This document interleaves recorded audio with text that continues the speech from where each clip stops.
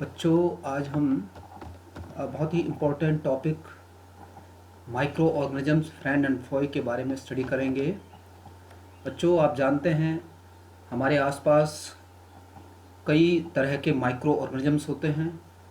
Micro organisms बहुत small size के organisms हैं। हम इनको नेकेड आई से नहीं देख पाते हैं। इनको देखने के लिए हमें माइक्रोस्कोप की ज़रूरत पड़ती है, इसलिए हम इनको माइक्रो ऑर्गेनिजम्स कहते हैं।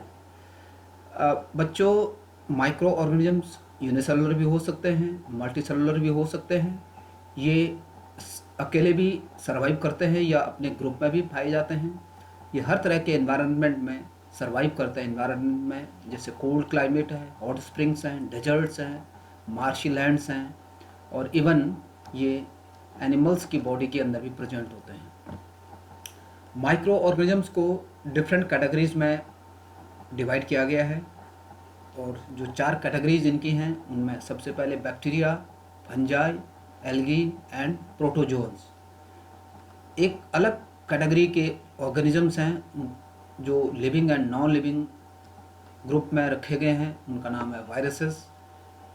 और ये वायरसेस जब होस्ट मिलता है तो उसके अंदर ये सर्वाइव करते हैं, और होस्ट के एब्सेंस में ये नॉन लिविंग होते हैं। अलग अलग तरह के जो माइक्रो ऑर्गेनिजम्स हैं उनके कुछ एग्जाम्पल एल्गी के एग्जाम्पल्स हैं, क्लेमाइडोमोनास, स्पायरोगायरा। फंजाई के example bread mould, Penicillium, Aspergillus. और प्रोटोजोन्स के एग्जाम्पल हैं अमीबा, पैरामीशियम। इन सभी के इमेजेस आपके सामने हैं। आप इनके स्ट्रक्चर को देख सकते हैं और समझ सकते हैं कि किस तरह से ये ऑर्गेनिजम्स शेप एंड साइज़ के हिसाब से नज़र आते हैं। वायरसेस का स्ट्रक्चर यहाँ आपके सामने है स्लाइड पे। वायरसेस 2 कंपोनेंट्स के बने होते हैं, protein and nucleic acid. Nucleic acid viruses में डीएनए एंड आरएनए में से कोई भी एक हो सकता है। यहाँ पर ह्यूमन इम्यूनो डेफिशिएंसी वायरस का भी स्ट्रक्चर दिखाया गया है। एचआईवी वायरस ये रेट्रोवायरस है, इसमें आरएनए जेनेटिक मटेरियल है। अब हम बात करेंगे बच्चों यूजफुल माइक्रो ऑर्गेनिजम्स और फ्रेंडली माइक्रो ऑर्गेनिजम्स के। हमारे आसपास जो भी माइक्रो ऑर्गेनिजम्स प्रेजेंट हैं उनका हमारी लाइफ में बहुत इम्पोर्टेंट रोल है। जो कुछ इम्पोर्टेंट प्रोडक्ट्स हमें माइक्रो ऑर्गेनिजम्स की मदद से मिलते हैं उनमें सबसे पहले कर्ड। मिल्क से कर्ड बनता है, इसमें लैक्टोबैसिलस का बहुत बड़ा योगदान है। इसी की वजह से मिल्क से हमें कर्ड मिलता है, हम मिल्क से कर्ड बना सकते हैं। जो ब्रेड हम यूज़ करते हैं, अल्कोहल जो हम यूज़ करते हैं, ये सभी माइक्रो ऑर्गेनिजम्स की मदद से मिलते हैं। और उन माइक्रो ऑर्गेनिजम्स में जो मेन ऑर्गेनिज्म है वो है ईस्ट, एक तरह का फंगस। कई तरह के एंटीबायोटिक्स जिसको हम लोग यूज़ करते हैं जब हमारा तबीयत ख़राब हो जाती है, इन्फेक्शन हो जाता है, तो जैसे स्ट्रेप्टोमाइसिन है, टेट्रासाइक्लिन है, एरिथ्रोमाइसिन है। ये सभी एंटीबॉडीज़ भी माइक्रो ऑर्गेनिजम्स यानी फंजाई एंड बैक्टीरिया से मिलते हैं। वैक्सीन्स का मतलब है कि इम्यूनिटी को एनहेंस डेवलप करने के लिए बच्चों में वैक्सीनेशन करवाया जाता है। और इसमें जो ड्रेडफुल डिजीज़ है जैसे पोलियो है, कॉलरा है, टाइफाइड है, स्मॉल पॉक्स है, हेपेटाइटिस है, इन सभी रोगों से लड़ने के लिए शरीर के अंदर इम्यूनिटी डेवलप की जाती है, उसके लिए वैक्सीन दिया जाता है। कई ऐसे भी ऑर्गेनिजम्स हैं, माइक्रो ऑर्गेनिजम्स हैं जो हार्मफुल हैं हमारे लिए, प्लांट्स एनिमल्स के लिए, और ये डिजीज़ कॉज करते हैं। उनको हम कहते हैं पैथोजेंस। जो पैथोजेंस कई तरह के हैं, बैक्टीरियल पैथोजेंस हैं, फंगल पैथोजेंस हैं, और इसके अलावा प्रोटोजोन भी डिजीज़ कॉज करते हैं। बच्चों, अब हम अगला टॉपिक समझेंगे, disease causing micro organisms in human. हमारी बॉडी में कई ऐसी डिजीज़ हैं जिनको माइक्रो ऑर्गेनिजम्स कॉज करते हैं। उनमें कॉलरा है, कॉमन कोल्ड है, चिकन पॉक्स है, ट्यूबरकुलोसिस है। इनको एक ऑर्गेनिज्म दूसरे ऑर्गेनिज्म में ट्रांसफ़र करता है, जैसे हाउस फ्लाई है, फीमेल एनाफिलीज मॉस्किटो है, फीमेल एडीज मॉस्किटो है। और ये जो ऑर्गेनिजम्स हैं या ये जो इंसेक्ट्स हैं, इनको हम कहते हैं कैरियर्स। सामने आपके स्ट्रक्चर दिया गया है, फीमेल एनाफिलीज और एडीज मॉस्किटो ये डिजीज़ कॉजिंग ऑर्गेनिजम्स को ट्रांसफ़र करते हैं, फैलाते हैं इन्फेक्टेड पर्सन से हेल्दी पर्सन में। इसलिए ये सबसे कॉमन कैरियर्स हैं डिजीज़ के। कुछ माइक्रो ऑर्गेनिजम्स प्लांट्स में भी डिजीज़ कॉज करते हैं। इनमें जो कॉमन प्लांट्स हैं वो हैं rice, wheat, potato, sugar cane, apple, orange.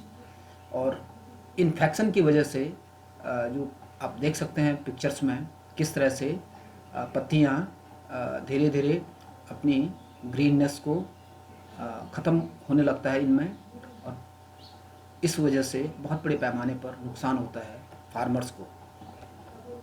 इधर एक आपके सामने टेबल दे रखा है, इसमें ह्यूमन डिजीज़ हैं और उधर इसके बाद प्लांट डिजीज़ हैं। ह्यूमन डिजीज़ के अंदर आप देख पा रहे होंगे कि डिजीज़ को कौन कॉज कर रहा है और किस तरह से ये डिजीज़ फैलती है। चिकन पॉक्स को जैसे हम बात करें तो वायरस फैलाता है, ये एयर के थ्रू या डायरेक्ट कांटेक्ट के थ्रू डिजीज़ फैलता है। पोलियो को भी वायरस कॉज करता है, ये भी एयर एंड वाटर की मदद से ट्रांसमिट होता है डिजीज़। मेजल्स, इसको वायरस कॉज करता है, ये एयर के थ्रू फैलता है। और हेपेटाइटिस बी, इसे भी वायरस कॉज करता है और ये वाटर के थ्रू ट्रांसफ़र होता है डिजीज़। टीबी यानी ट्यूबरकुलोसिस बैक्टीरियल डिजीज़ है, बैक्टीरिया इसको कॉज करता है और हवा के द्वारा ये एक से दूसरे ऑर्गेनिज्म में फैलता है। टाइफाइड भी बैक्टीरिया कॉज करता है, ये वाटर के जरिए फैलता है। कॉलरा भी बैक्टीरिया कॉज करता है और ये वाटर और फूड की मदद से ट्रांसफ़र होता है डिजीज़। मलेरिया जो डिजीज़ है इसको प्रोटोजोआ कॉज करता है और ये मॉस्किटो के थ्रू ट्रांसमिट होता है डिजीज़। कुछ प्लांट की डिजीज़ भी यहाँ टेबल में आपको दिखाई जा रही हैं, आपको बताई जा रही हैं। इसमें जो सबसे कॉमन डिजीज़ है वो सिट्रस कैंकर है, ये बैक्टीरिया कॉज करता है और हवा के द्वारा ये डिजीज़ फैलता है। व्हीट में एक और डिजीज़ पाई जाती है जिससे रस्ट कहते हैं, इसको फंजाई कॉज करता है, ये एयर और सीड के जरिए फैलता है। येलो मोजाइक ऑफ ओकरा यानी लेडीज़ फिंगर भिंडी में एक डिजीज़ होती है, उसे वायरस कहते हैं, ये वाटर के जरिए फैलता है। बहुत इंपॉर्टेंट टॉपिक है बच्चों यहाँ पे फूड प्रिजर्वेशन। जो फूड हम लोग बंद डिब्बों में यूज़ करते हैं या घर के अंदर जो तैयार करते हैं उस में जैसे पिकल्स है, इस फूड को लंबे समय तक सही स्थिति में रखने के लिए कुछ मेथड्स अपनाए जाते हैं और उनको कहते हैं हम प्रिजर्वेटिव मेथड्स।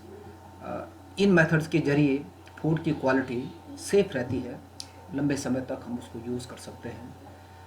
इसका जो साइंस है इसके पीछे वो यही है कि जो माइक्रो ऑर्गेनिज्म फूड को स्पॉइल करते हैं उनको ख़त्म किया जाता है और इस तरह से हम फूड को सेफ रखते हैं लंबे समय तक।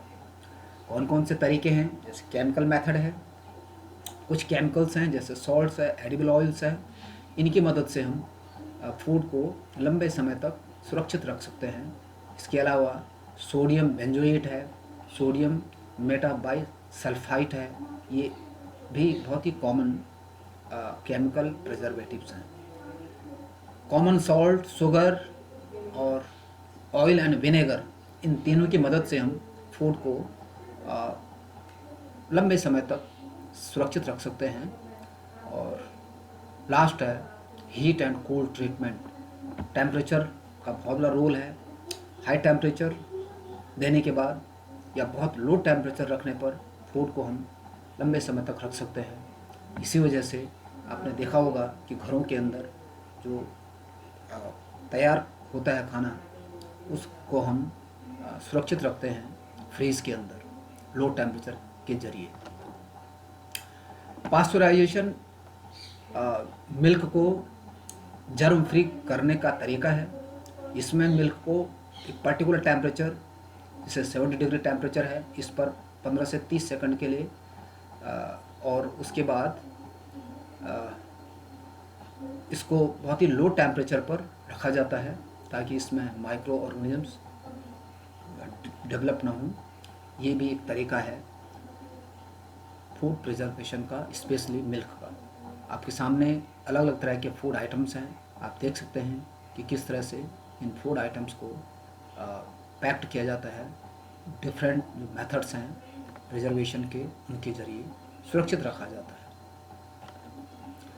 बच्चों, यहाँ पर एक नाइट्रोजन साइकिल को दिखाया गया है। नाइट्रोजन साइकिल, इसमें आप जानते हैं प्लांट्स की ग्रोथ के लिए नाइट्रोजन बहुत इम्पोर्टेंट है, और ये नाइट्रोजन साइकिल नेचर में नेचुरल प्रोसेस के थ्रू ऑपरेट होती है, चलती है।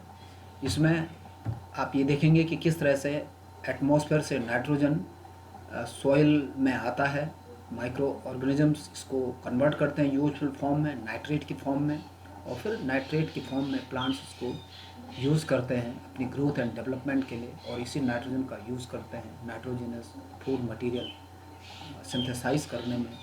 और उसके बाद यही नाइट्रोजनस जो फूड प्रोडक्ट्स हैं, इनको हम अपने फूड के रूप में यूज़ करते हैं, और फिर हमारा नाइट्रोजन की रिक्वायरमेंट फुलफ़िल होती है।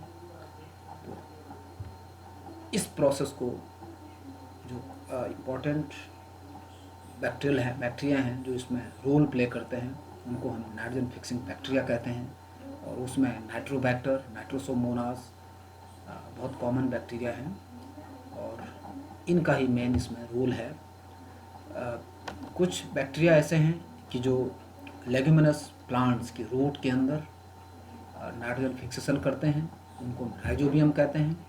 इस राइजोबियम बैक्टीरिया नेचुरली ग्रो होता है लेग्यूमिनस प्लांट्स, यानी मटर के जो पौधे हैं, इनके अंदर ये, इनके रूट्स के अंदर ये सर्वाइव करता है, और नाइट्रोजन को ही फिक्स करता है, और नाइट्रोजिनस फर्टिलाइजर्स हैं उनको सप्लाई करता है सॉइल में।